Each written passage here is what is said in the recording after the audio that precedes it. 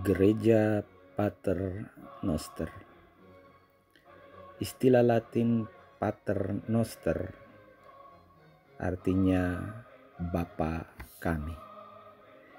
Gereja ini dibangun di atas tempat yang dipercaya sebagai tempat di mana Tuhan Yesus mengajar doa Bapa Kami. Gereja Pater Noster adalah salah satu gereja yang dibangun oleh Konstantinus Agung. Tetapi gereja tersebut dihancurkan oleh serbuhan bangsa Persia pada tahun 614 Masehi.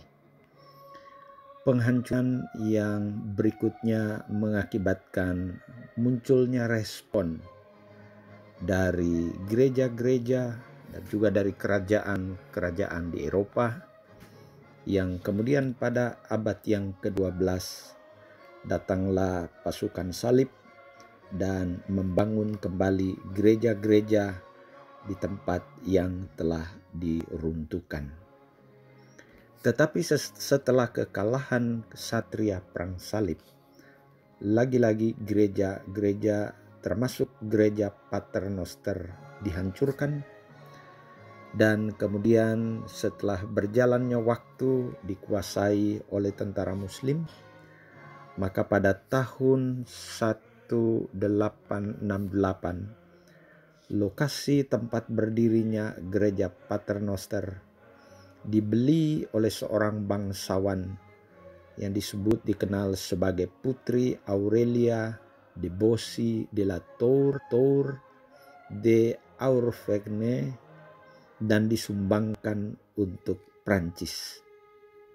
Jika kita masuk ke dalamnya, maka kita menemukan di dinding, di serambi dalam, termasuk dinding tembok di luar, kita menemukan tulisan doa Bapa Kami dalam berbagai jenis bahasa di dunia, termasuk bahasa Indonesia dan juga bahasa-bahasa suku yang ada di Indonesia.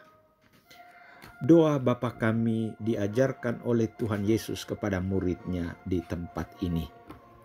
Jika kita menyimak Injil Matius pasal 6 ayat 5 sampai ke 13, kita bertemu beberapa hal yang menjadi ajaran tentang doa Bapa Kami. Yang pertama ialah kata Bapa. Itu pada ayat 6 ayat yang ke-8. Yang menunjukkan bahwa relasi orang Kristen dengan Allah adalah relasi seorang bapa dengan anak. Dan ini sekaligus juga menunjukkan bahwa hanya anaklah yang dapat berseru meminta kepada Bapa. Jika begitu, betapa pentingnya menjadi anak Allah. Kata berikut adalah kata kami.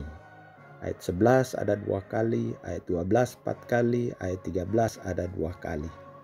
Yang sebenarnya sedang mengatakan Yesus mengajarkan doa adalah doa untuk sesama anak Bapa. Bukan doa egois, bukan untuk kepentingan diri sendiri, tetapi untuk sesama anak Bapa.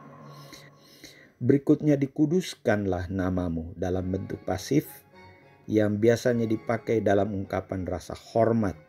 Sebuah ungkapan bahwa kehidupan anak-anaknya adalah kehidupan yang penuh hormat dan memuliakan Allah Bapa. Berikutnya, datanglah kerajaanmu. Dalam doa kita mengakui bahwa Allah berdaulat atas kehidupan kita. Dialah Tuhan. Sebagai anak kita menaruh kehidupan kita dalam kerajaannya.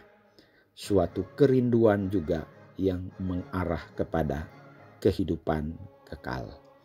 Selanjutnya, doa Bapa Kami yang diajarkan Yesus juga mengungkapkan kalimat jadilah kehendakmu.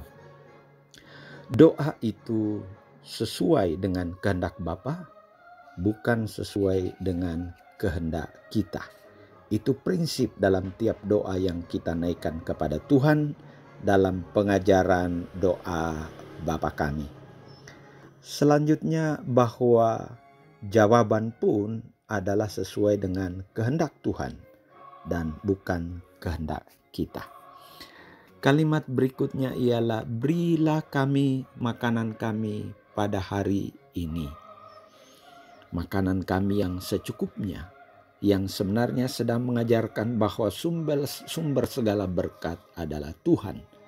Tuhan pasti memelihara anaknya tiap-tiap hari sesuai dengan kasih-Nya sebagai Bapa. Permohonan anak selalu berdasarkan pada apa yang menjadi kebutuhan. Permohonan tidaklah berlebihan, bukan untuk memuaskan hawa nafsu. Selanjutnya, dan ampunilah kami akan kesalahan kami. Bahwa pengampunan itu dari Bapa. Bahwa doa yang berkenaan adalah doa yang dinaikkan oleh anak-anak yang hidup dalam pengampunan. Doa mesti dinaikkan dari hati yang bersih, tidak ada dendam, kebencian, dan lain